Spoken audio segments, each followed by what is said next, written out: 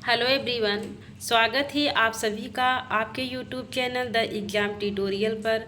आप लोग कैसे हैं? उम्मीद है कि आप लोग बहुत अच्छे होंगे, स्वस्थ होंगे और अपनी तैयारी बहुत अच्छे से कर रहे होंगे। जैसा कि यूपी पीसीएस आर ओ का एग्ज़ाम अब ज़्यादा समय नहीं है। आर ओ का एग्ज़ाम मुश्किल से 30 दिन यानी 1 महीने का समय आप मान सकते हैं। तो 1 महीने के समय में 30 दिन के समय में हम अपने समय को कैसे यूटिलाइज करेंगे और कैसा इसको यूज करेंगे कि अपने सारे सिलेबस को बहुत कम समय में उसको रिपीट कर सकें, रिवीजन कर सकें, तैयार कर सकें। तो इसमें आज पॉलिटिकल साइंस या भारतीय राज्य व्यवस्था से संबंधित जो टॉपिक दिए गए हैं उसमें आज का जो टॉपिक है हमारा कंपनी के अधीन शासनाधीन अधिनियम जो है मतलब कंपनी के शासनाधीन जितने भी अधिनियम थे वहाँ से लेकर भारत स्वतंत्रता अधिनियम 1947 तक का हम सफ़र करेंगे। कोशिश करेंगे कि इसको हम 8 से 10 मिनट में इसको कंप्लीट करके अपना रिवीजन कर लेंगे और आप लोग इसको कई बार रिवीजन कर सकते हैं। तो चलिए बिना देर करते हुए आज का टॉपिक देखते हैं। तो सबसे पहले रेगुलेटिंग एक्ट आया था। रेगुलेटिंग एक्ट कब आया था? तो यह 1773 में आया था और इस किसके द्वारा पारित किया गया था? तो यह ब्रिटिश संसद के द्वारा पारित किया गया। किसके द्वारा?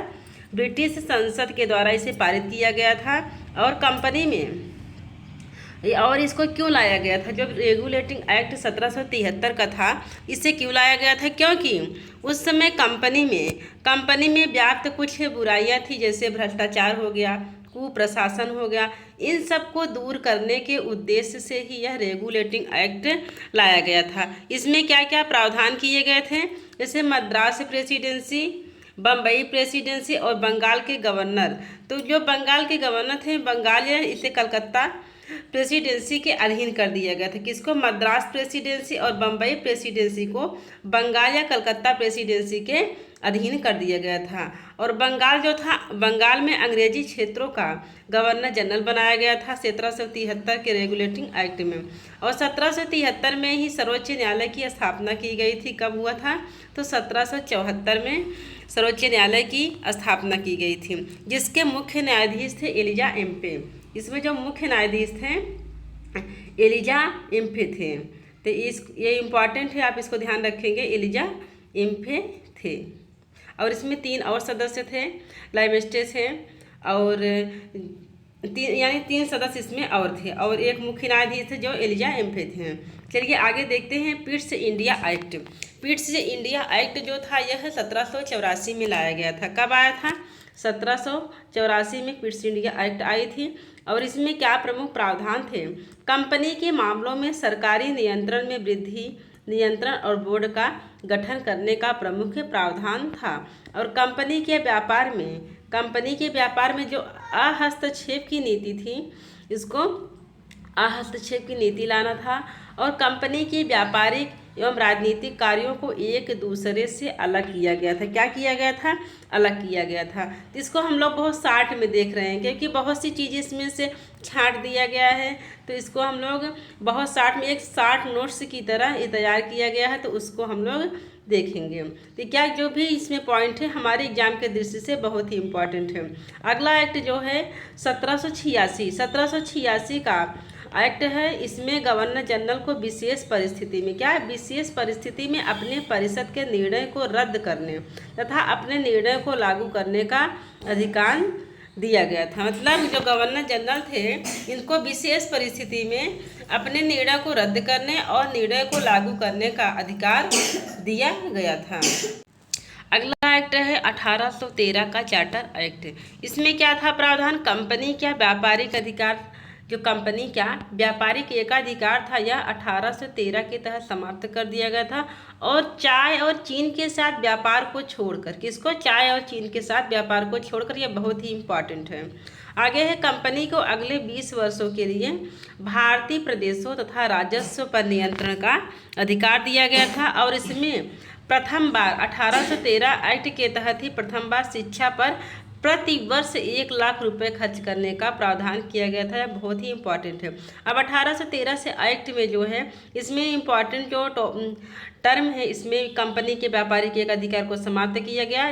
चाय और चीन के साथ व्यापार को छोड़कर, ये इम्पॉर्टेंट है। और पहली बार शिक्षा पर प्रति वर्ष 1 लाख रुपए खर्च करने का प्रावधान किया गया था। 3 पॉइंट इसमें इम्पॉर्टेंट हैं। आगे देखेंगे चार्टर एक्ट।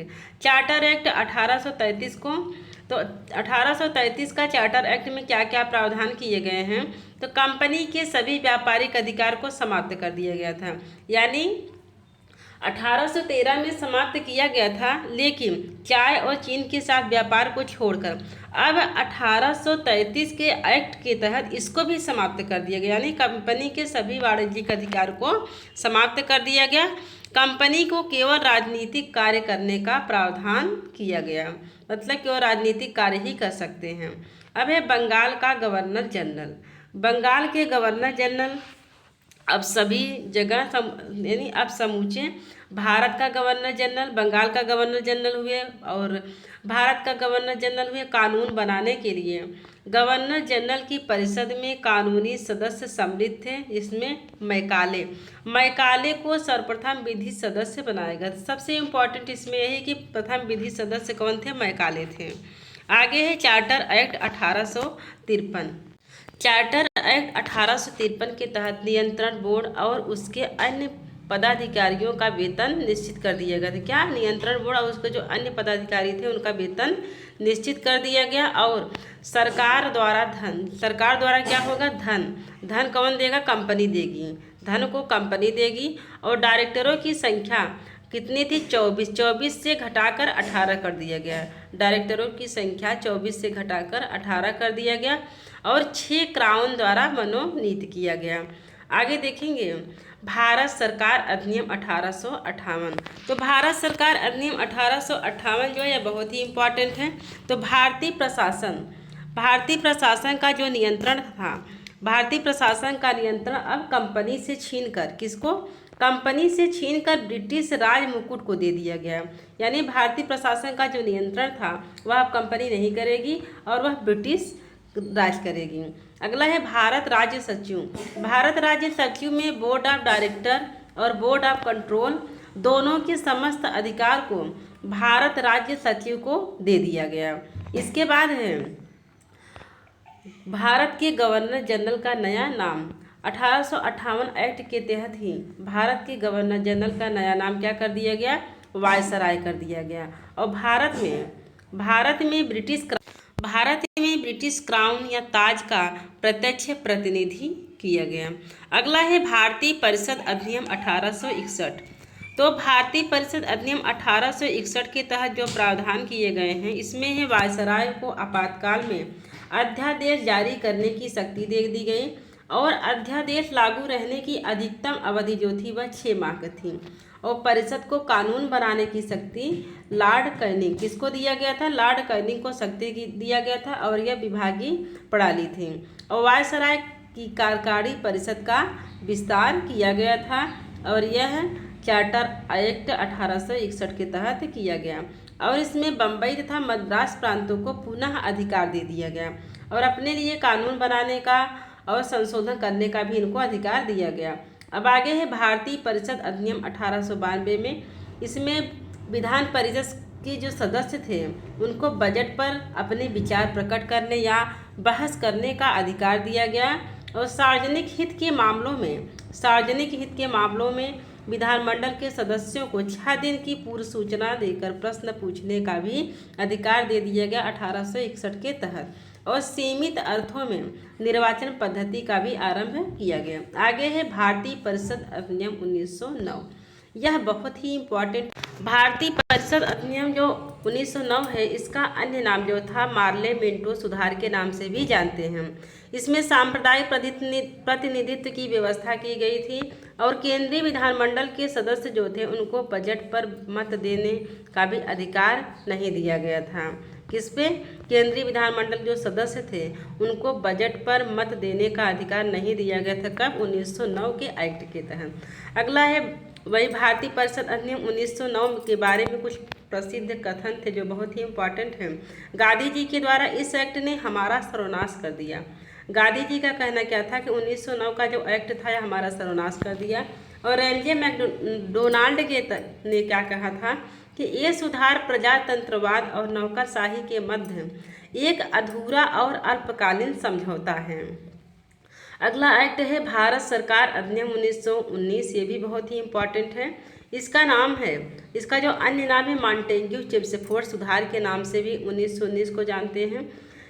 इस एक्ट में प्रांतों में प्रांतों में द्वैध शासन का प्रारंभ किया गया था 1919 एक्ट के तहत। और पहली बार उत्तरदायी शासन शब्दों को स्पष्ट रूप से प्रयोग किया गया था। कब? 1919 के एक्ट में सर्वप्रथम उत्तरदायी शासन शब्दों का स्पष्ट प्रयोग किया गया था। प्रांतीय विषय थे आरक्षित और हस्तांतरित, जो विभाजित किए गए थे दो भागों में। जो प्रांतीय विषय था उसके तहत दो भाग थे, एक आरक्षित थे, दूसरा हस्तांतरित। दोनों को विभाजित किया गया था। इसके बाद अधिनियम का जो आधार था मॉन्टेग्यू चेम्सफोर्ड की रिपोर्ट ही इसका मेन आधार था। आगे है भारत सरकार अधिनियम 1935। यह हमारे संविधान का, हमारा जो संविधान बना उसका एक तरह से यह नींव पड़ गई। बहुत ही इम्पॉर्टेंट एक्ट है ये। इसका गठन संघीय लोक सेवा आयोग के तहत किया गया था और अखिल भारतीय संघ की स्थापना 1935 के तहत किया गया था। और द्वैध शासन जो प्रांतों में लागू था 1919 एक्ट के तहत, उसको समाप्त करके केंद्र में लागू कर दिया गया 1935 के तहत। और स्वायत्तता किसको दी गई? प्रांतों को दी गई। स्वशासन किसके तहत? प्रांतों को, और दोहरे शासन के स्थान पर किया गया था।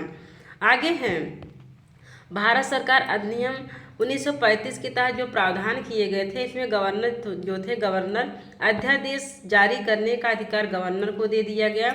इसका विस्तार किया गया कि सांप्रदायिक तथा वर्गीय मतदाता मंडलों का, इसका आधार जो स्रोत था भारत के वर्तमान संवैधानिक ढांचे का काफ़ी हद तक आधार और स्रोत मिलता है 1935 एक्ट का। जो वर्तमान संवैधानिक ढांचा है यह 1935 से काफ़ी मिलता जुलता है 1935 के एक्ट से। तो द्विसदनीय जो व्यवस्था थी केंद्रीय विधानमंडल में, और शक्तियों का विभाजन केंद्र एवं प्रांतों में किया गया था। और इसकी स्थापना, फेडरल न्यायालय की स्थापना 1937 में हुई थी। और जवाहरलाल नेहरू का कथन था, एक कार जिसमें ब्रेक तो है पर इंजन नहीं है। ये कौन कहा था? जवाहरलाल नेहरू ने कहा था। इसे गुलामी का अधिकार भी कहा था। इसे दासता का आज्ञा पत्र भी जवाहरलाल नेहरू ने कहा था। और अनुदेश प्रपत्र अंतर्विष्ट भी कहा था। राज्य की नीति निर्देशक तत्व के रूप में समाविष्ट है इसमें भारत का संविधान, और वर्ष 1950 में लागू हुआ था। इसमें कुछ नोट इम्पॉर्टेंट बातें हैं। कांग्रेस के लखनऊ अधिवेशन 1936 में भारत सरकार अधिनियम 1935 अस्वीकृत कर दिया गया। जब कांग्रेस का लखनऊ अधिवेशन 1936 में हुआ था तो भारत सरकार अधिनियम जो 1935 था इसको अस्वीकृति मिल गई। इसके बाद भारत स्वतंत्रता अधिनियम 1947 एक्ट आया। इसमें क्या हुआ? अविभाजित भारत का विभाजन कर भारत एवं पाकिस्तान दो स्वतंत्र अधिराज्यों की स्थापना हुई। 1947 में ही भारत और पाकिस्तान दोनों अधिराज्यों की स्थापना हुई, दो अलग अलग राष्ट्र हो गए। और 15 अगस्त 1947 से भारतीय रियासतों पर ब्रिटिश संप्रभुता की समाप्ति हो गई और दोनों अधिराज्यों की संविधान निर्मात्री सभा को संविधान बनाने का अधिकार दे दिया गया कि पाकिस्तान अपना संविधान बनाए और भारत अपना संविधान बनाए। दोनों अधिराज्यों को ब्रिटिश राजमंडल से अलग होने की स्वतंत्रता दी गई और दोनों राज्य ब्रिटिश राष्ट्रमंडल से अलग हो गए, उनसे स्वतंत्र हो गए और भारत का राज्य जो सचिव पद था वह समाप्त कर दिया गया। इसी के साथ भारतीय जो रेगुलेटिंग एक्ट है, कंपनी के शासनाधीन जितने भी अधिनियम थे समाप्त होते हैं। तो आप लोग इसको जल्दी से रिवीजन कर लेंगे क्योंकि आपका एग्ज़ाम बहुत नज़दीक है। और प्लीज़ आप लोग चैनल को सब्सक्राइब ज़रूर कर लेंगे और बेल आइकन की घंटी ज़रूर दबा लेंगे और लाइक कर देंगे। और प्लीज़ अपना कमेंट करके ज़रूर बताएंगे कि आपके लिए यह वीडियो कितना यूजफुल रहा। बहुत बहुत धन्यवाद।